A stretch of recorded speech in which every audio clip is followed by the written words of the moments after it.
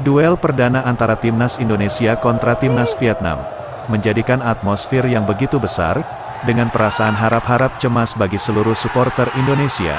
Di laga penuh gengsi tersebut, jalannya pertandingan di babak pertama, para pemain yang diduga akan menyerang total, dengan gaya permainan epik selayaknya permainan saat di Piala Asia lalu, nampaknya tidak terlihat. Penampilan setiap pemain Timnas Indonesia bahkan cenderung masih canggung dan kebingungan harus melakukan apa. Terlihat saat di babak pertama, para pemain Indonesia selalu kehilangan bola dengan sangat mudah. Tidak hanya mudah kehilangan bola, para pemain Timnas Indonesia juga kerap melakukan pelanggaran yang tidak perlu. Hal itu terlihat seolah tekanan dan beban mental berada di pihak Indonesia. Beberapa pemain terlihat frustasi akibat pola permainan yang tidak terbentuk sepanjang pertandingan babak pertama. Dan sebaliknya, pihak tim tamu, yakni Vietnam, justru dengan enjoy memperagakan permainan bola-bola pendek, dengan akurasi umpan matang. Permainan Vietnam juga terlihat jauh lebih terkoordinasi dan lebih rapi.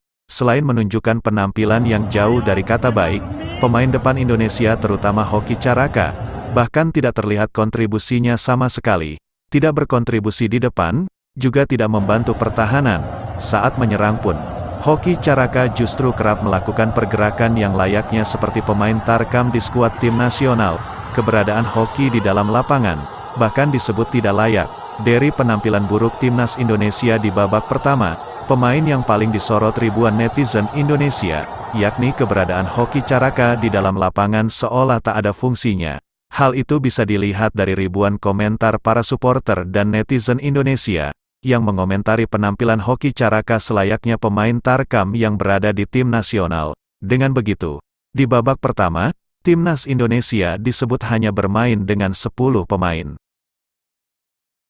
Setelah memasuki babak kedua, dengan banyaknya pergantian pemain, termasuk ditariknya Hoki Caraka keluar lapangan, dengan masuknya Pratama Arhan, Sandy Walsh, Egy Maulana, menjadikan permainan Timnas lebih hidup dan tampil lebih percaya diri. Tingginya penguasaan bola dengan beberapa peluang. Salah satunya peluang tercipta dari lemparan ke dalam Pratama Arhan, yang menjadikan gol tunggal Timnas Indonesia yang tercipta oleh sontekan Egy Maulana. Dengan begitu, klasemen Timnas Indonesia saat ini berada di posisi kedua, menggeser posisi Vietnam di pertandingan lanjutan pada tanggal 26 besok.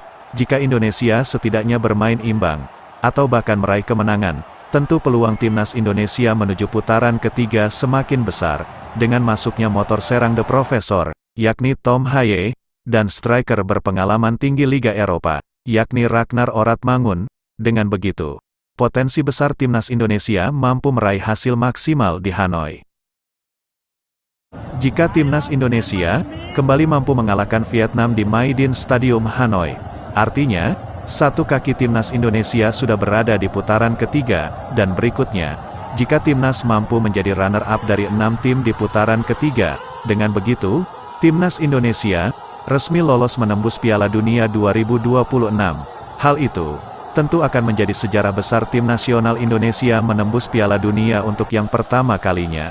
Bagaimana dengan pendapat Anda? Apa yang harus dibenahi Sintayong untuk kembali meraih kemenangan di kandang Vietnam?